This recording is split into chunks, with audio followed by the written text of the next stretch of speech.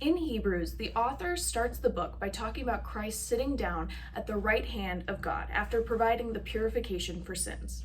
Christ is exalted and reigns in heaven, and his present role in glory is usually referred to as his heavenly session.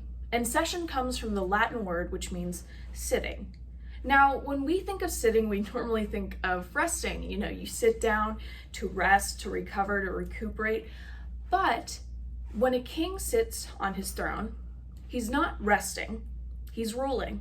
And it's the same for Christ. In Christ's heavenly session, he sits at the right hand of the Father to rule over creation. Now, at the beginning of this devotional, I talked about Hebrews, the beginning of it, so we're going to read that right now. In Hebrews 1, verses 1 through 4, it says this: "In the past, God spoke to our ancestors through the prophets at many times in various ways. But in these last days, he spoke to us by his Son, whom he appointed heir of all things, and through whom he also made the universe.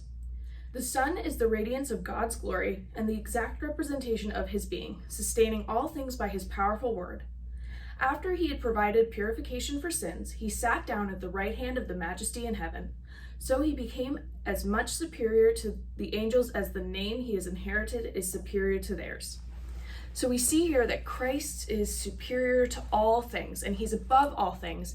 And after he provided the purification for sins, he sat down at the right hand of the Father to rule over creation. And as Christ rules over all the spheres of authority that exist, both human and angelic, and in this, Christians should be comforted knowing that Christ rules over all things. He's Lord over everything, and as followers of Jesus, we should seek to do his will in all areas of life. Not just at church, but in work, in our family, in our homes, around our communities.